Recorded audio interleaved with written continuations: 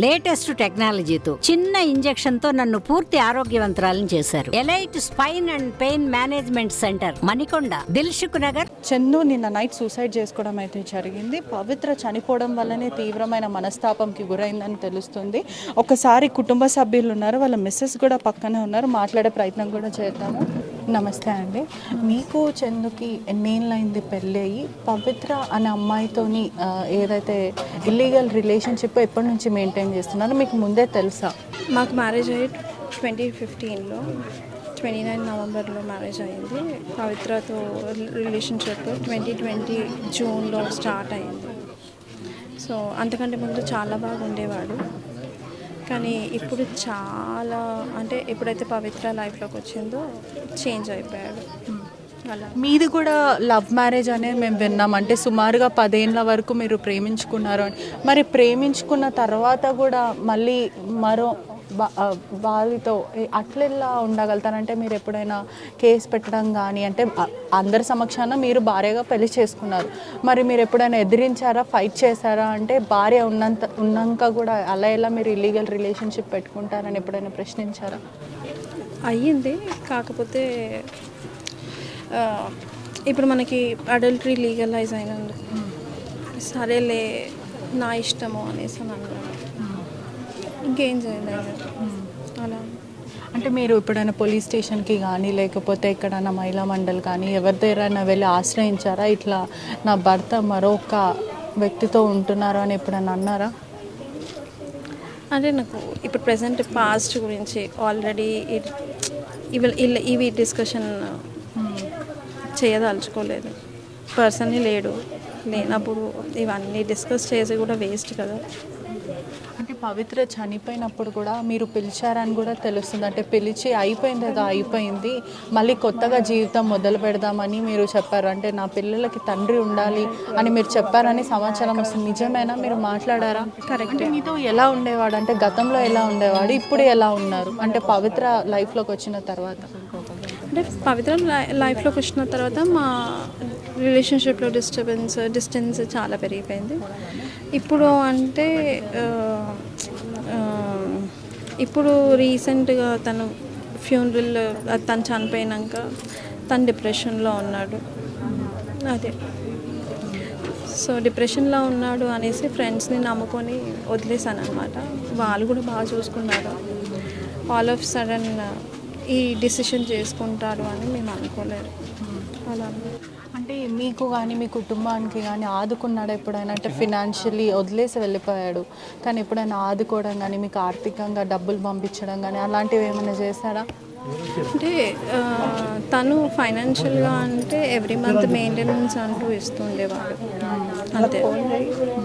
అదేవిధంగా పవిత్ర వాళ్ళ కుటుంబానికి కూడా 2 చిన్న పిల్లలు ఉన్నారు అని తెలుస్తుంది. మీరు వాళ్ళ పిల్లలతో వెళ్ళి మాట్లాడడం కానీ, లేకపోతే ఇట్లా ఇల్లీగల్గా వాళ్ళు ఉంటున్నారు అని ఎప్పుడైనా వాళ్ళ కుటుంబ సభ్యుకి చెప్పే ప్రయత్నం చేశారా? ఫాస్ట్ మాట్లాడదలుచుకోలేదు, ఎందుకంటే జరిగినవి మళ్ళీ ముందుకు రావు కదా. సో ప్రస్తుతం మీ డిమాండ్స్ ఏంటి? అదేవిధంగా చందు ప్రధానంగా చనిపోవడానికి కారణం ఏమై ఉంటుంది? డిప్రెషన్, షాక్ అంతే. కానీ ఆయన ఒక్కసారి కూడా ఆలోచించలేకపోయాడు. అంటే 2 పిల్లలు ఉన్నారు, భార్య ఉంది, చనిపోయిన ఆవిడ ఎలాగో చనిపోయింది, అట్లీస్ట్ ఉన్న కుటుంబానైనా మంచిగా చూసుకుందామని మీరు పెద్దల సమక్షంలో చెప్పారని కూడా చెప్తున్నారు. మరి అయినా కూడా ఎందుకు అంత కఠినమైన నిర్ణయం తీసుకోవాల్సి వచ్చింది? ఇంటి చిన్న చిన్న పిల్లలు కూడా ఉన్నారు. తెలియదు, అతనికి తెలియదు. మీరు నచ్చజెప్పే ప్రయత్నం చేశారు, ఫ్యామిలీ మెంబర్స్తో మాట్లాడించే ప్రయత్నం చేశారు. ఇప్పటి వరకు ఇండస్ట్రీలోనే కానీ బయట ప్రజలకు కానీ మీరు భార్య అని ఇప్పటివరకు ఎవరికి తెలియదు. ఎంతసేపు పవిత్ర మరియు చందు అనే తెలుసు, కానీ మీరు అని ఎందుకని మీరు అసలు ఇన్ని రోజులు దాచిపెట్టాల్సిన అవసరం ఏమొచ్చిందంటే? ఎందుకని? అడల్టరీ నా ఇష్టం. నేనేమనుకున్నా అంటే ఏ రోజుకైనా పిల్లలకి తండ్రి ఉంటాడు అనేసి అన్న ఇంటెన్షన్లో ఉన్నా తప్పితే ఇంకా వేరేది పెద్దగా గొడవలు చేసుకోవడము ఇవన్నిటికంటే.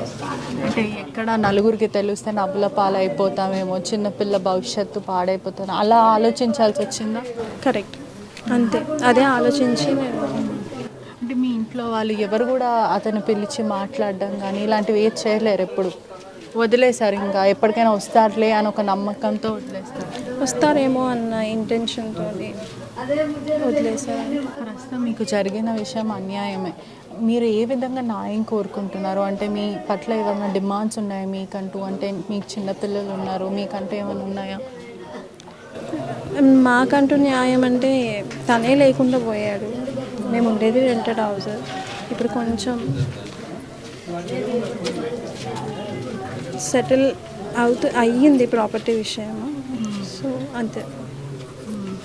ఇంకా తను లేనప్పుడు డిమాండ్స్ చేసి మాట్లాడి, అంటే అప్పుడు బాగా చూసుకునేవాడు అని అన్నారు. దాంతో మధ్యలో మిమ్మల్ని కొట్టడం, ఇట్లా హింసించడం కూడా జరిగిందా? నేను పాస్ట్ ఇప్పుడు మాట్లాడదలుచుకోలేదు. డిస్కస్ చేసి కూడా వేస్ట్ కదా. ఇప్పుడు ఇద్దరూ లేరు, డిస్కస్ చేసి వేస్ట్ అని. ఇప్పటికీ కూడా నాకు మీ మంచితనం కనిపిస్తుంది. ఎందుకంటే చనిపోయిన వాళ్ళ గురించి మీరు మంచి మాత్రమే మాట్లాడుతున్నారు. ఇప్పటికీ కూడా మాకు క్లియర్గా అర్థమవుతుంది. నాకు వస్తాడు అని అనుకున్నాను. అంతే. మీరు ఎంతో ఓర్పుతో ఉండుండొచ్చు కదా. ఇన్నేళ్ళు కూడా నా భర్త నాకు వస్తాడు అని ఓర్పుతో ఉండుండొచ్చు కదా. ఎప్పటికైనా నా భర్త తిరిగి వస్తాడేమో, నలుగురికి చెప్తే నవ్వుల పాలైపోతామని ఇప్పటి వరకు వెయిట్ చేసి చూస్తున్నారు కదా. కుటుంబ సభ్యులు ఎంతో కన్నీరు మున్నీరు అవుతున్నారు. అసలు వాళ్ళు ఎంతో దుఃఖానికి, చాలా తీవ్రమైన దుఃఖానికి లోనవుతున్నారని కూడా తెలుస్తుంది. చందు నిన్న నైట్ సూసైడ్ చేసుకోవడం అయితే జరిగింది. పవిత్ర చనిపోవడం వల్లనే తీవ్రమైన మనస్తాపంకి గురైందని తెలుస్తుంది. ఒకసారి కుటుంబ సభ్యులు ఉన్నారు, వాళ్ళ మిస్సెస్ కూడా పక్కనే ఉన్నారు, మాట్లాడే ప్రయత్నం కూడా చేద్దాము. నమస్తే అండి.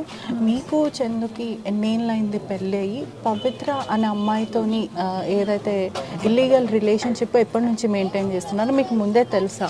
మాకు మ్యారేజ్ అయ్యి 2015లో 29 నవంబర్లో మ్యారేజ్ అయింది.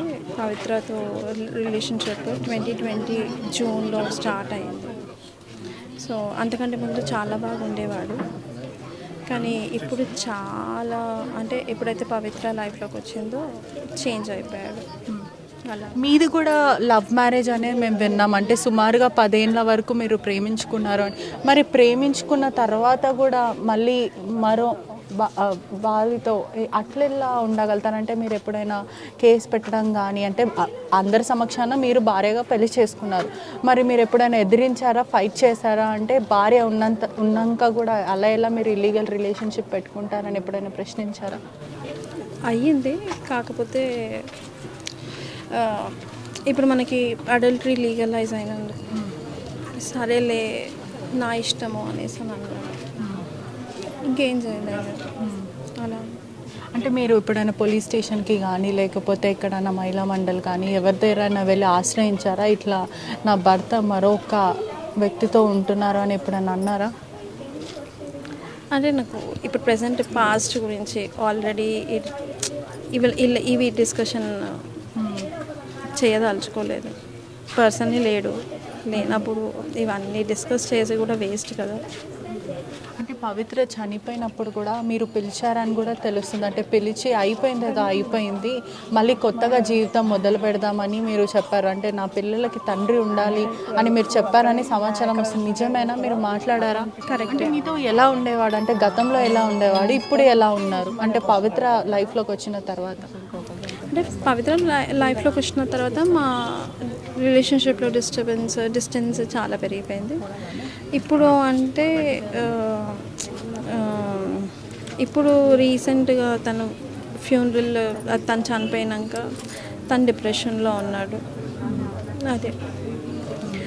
సో డిప్రెషన్లో ఉన్నాడు అనేసి ఫ్రెండ్స్ని నమ్ముకొని వదిలేసాను అనమాట. వాళ్ళు కూడా బాగా చూసుకున్నారు. ఆల్ ఆఫ్ సడన్ ఈ డిసిషన్ చేసుకుంటారు అని మేము అనుకోలేదు. అలా అంటే మీకు కానీ మీ కుటుంబానికి కానీ ఆదుకున్నాడు ఎప్పుడైనా? అంటే ఫినాన్షియలీ వదిలేసి వెళ్ళిపోయాడు, కానీ ఎప్పుడైనా ఆదుకోవడం కానీ, మీకు ఆర్థికంగా డబ్బులు పంపించడం కానీ అలాంటివి ఏమైనా చేశారా? అంటే తను ఫైనాన్షియల్గా అంటే ఎవ్రీ మంత్ మెయింటెనెన్స్ అంటూ ఇస్తుండేవాడు అంతే. అదేవిధంగా పవిత్ర వాళ్ళ కుటుంబానికి కూడా 2 చిన్న పిల్లలు ఉన్నారు అని తెలుస్తుంది. మీరు వాళ్ళ పిల్లలతో వెళ్ళి మాట్లాడడం కానీ, లేకపోతే ఇట్లా ఇల్లీగల్గా వాళ్ళు ఉంటున్నారు అని ఎప్పుడైనా వాళ్ళ కుటుంబ సభ్యుకి చెప్పే ప్రయత్నం చేశారా? పాస్ట్ మాట్లాడదలుచుకోలేదు. ఎందుకంటే జరిగినవి మళ్ళీ ముందుకు రావు కదా.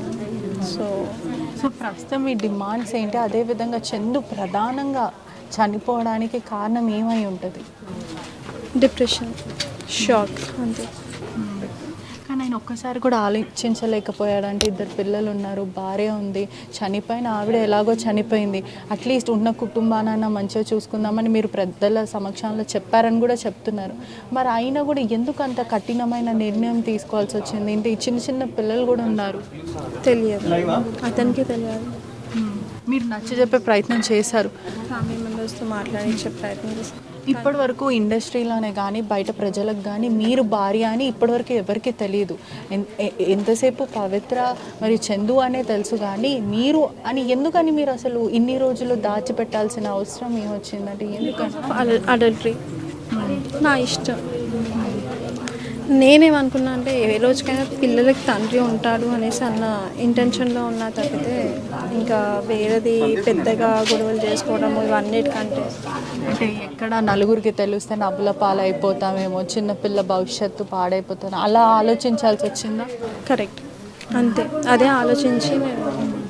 అంటే మీ ఇంట్లో వాళ్ళు ఎవరు కూడా అతను పిలిచి మాట్లాడడం కానీ ఇలాంటివి ఏది చేయలేరు? ఎప్పుడు వదిలేశారు, ఇంకా ఎప్పటికైనా వస్తారులే అని ఒక నమ్మకంతో వదిలేస్తారు?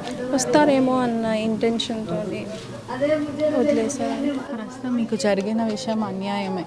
మీరు ఏ విధంగా న్యాయం కోరుకుంటున్నారు? అంటే మీ పట్ల ఏమైనా డిమాండ్స్ ఉన్నాయా మీకంటూ? అంటే మీకు చిన్నపిల్లలు ఉన్నారు, మీకంటూ ఏమైనా ఉన్నాయా? మాకంటూ న్యాయం అంటే తనే లేకుండా పోయాడు. మేము ఉండేది రెంటెడ్ హౌస్. ఇప్పుడు కొంచెం సెటిల్ అయ్యింది ప్రాపర్టీ విషయము. సో అంతే. ఇంకా తను లేనప్పుడు డిమాండ్స్ చేసి మాట్లాడి. అంటే అప్పుడు బాగా చూసుకునేవాడు అని అన్నారు, దాంతో మధ్యలో మిమ్మల్ని కొట్టడం ఇట్లా హింసించడం కూడా జరిగిందా? నేను పాస్ట్ ఇప్పుడు మాట్లాడదలుచుకోలేదు. డిస్కస్ చేసి కూడా వేస్ట్ కదా, ఇప్పుడు ఇద్దరూ లేరు, డిస్కస్ చేసి వేస్ట్ అని.